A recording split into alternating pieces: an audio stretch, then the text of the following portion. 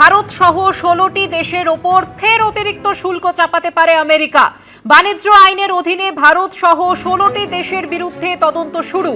16টি দেশের বিরুদ্ধে নিয়ম না মেনে বাণিজ্য করার অভিযোগ আমেরিকার।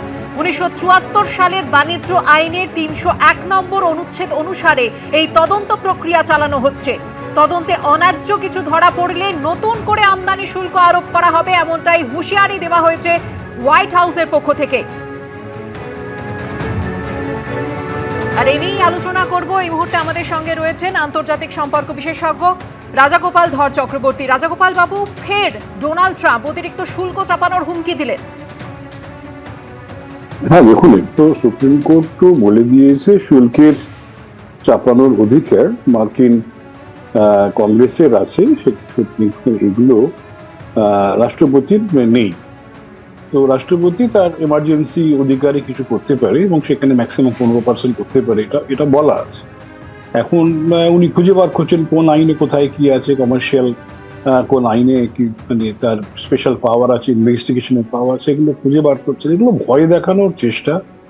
অর্থাৎ যুদ্ধের সময়তে মানে ভারত এখন দেখা যাচ্ছে যে রাশিয়া তেলের দিকে ঝুঁকছে, 1 মাসের পারমিশন দিয়েছে এবং বোঝা যাচ্ছে যে ভারত খুব একটা তেলের যে রাশিয়ার সঙ্গে যোগাযোগটা ছিল সেটা বন্ধ করেনি। এটা মোটামুটি খবর পাওয়া যাচ্ছে বা আমেরিকা বুঝতে পারছে এবং তার রাগটা সেখানেই যে কিছুতেই ভারতকে বর্ষতা স্বীকার করানো যাচ্ছে না এবং আরো অনেকগুলো দেশকেও করানো যাচ্ছে না।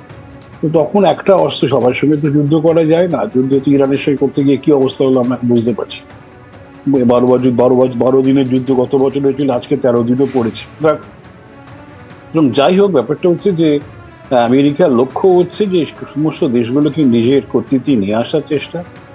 কিন্তু সেটা আমার মনে হয় যে সমস্ত দেশ বুঝতে পেরেছে, আরব দেশগুলো বুঝতে পেরেছে, যারা একসময় মনে করতো যে তাদের সুরক্ষার একমাত্র জায়গা হচ্ছে আমেরিকা, কিন্তু দেখা গেছে কোনো সুরক্ষা দিতে পারে। তারাও মনে করছে অন্য জায়গায় কোথায় যাওয়া যায়।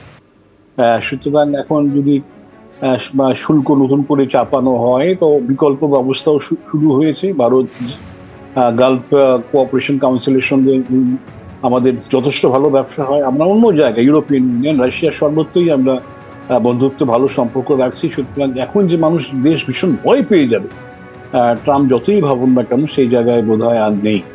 তো সবাই বিকল্প খুঁজছে এবং আগামী দিনে একটা সঠিক বিকল্প হয়তো এসে হাজির হবে। ব্রিক্স একটা বড় বিকল্প, আমরা জানি না সেখান থেকে ভারত এখন চেয়ারম্যান, ভারত কতটা উদ্যোগ সেখানে নেয়। এখন চীনের সঙ্গে যে আমাদের একটা স্টিফনেস আছে, একটা কঠিনতা কোনো একটা জায়গাতে বা ভুল বোঝাবুঝি কোথাও আছে, সেটা যদি মিটিয়ে যায় তাহলে হয়তো এখন আমেরিকাকে যোগ্য জবাব দেবে যে ব্রিক্স কারেন্সি বা দ্বিতীয় দেশের মুদ্রায় যদি ব্যবসা করা যায়, আমেরিকা একটা জবাব পাবে। দেশগুলো কিভাবে ঐক্যবদ্ধ হয়। তবে যুদ্ধটা থেকে কিন্তু মানুষ শিখেছে, যুদ্ধ থেকে সব দেশ বুঝতে পেরেছে আমেরিকা হঠাৎ যুদ্ধ চাপিয়ে দিয়ে সব দেশের বিরাট ক্ষতি এনে দিয়েছে। সুতরাং মুক্তির চিন্তায় আমেরিকা থেকে কি করে সরে আসা যায় সবাই সেটাই ভাবছে। রাজাগোপাল বাবু, আপনি আমাদের সঙ্গে থাকুন। অন্যদিকে যুদ্ধের যে আপডেট আসছে যে 13 দিন ধরে লাগাতার ইরানের সঙ্গে যুদ্ধ চলছে ইসরায়েল ও আমেরিকার। ওমানের সালাল্লাহ বন্দরে ড্রোন হামলা চালিয়েছে ইরান। একাধিক জ্বালানি ট্যাঙ্কারে ভয়াবহ বিস্ফোরণের ঘটনা ঘটেছে, যদিও বাণিজ্যিক জাহাজের কোনো ক্ষতি হয়নি বলে জানা গিয়েছে। এবিপি আনন্দ, এগিয়ে থাকে, এগিয়ে রাখে।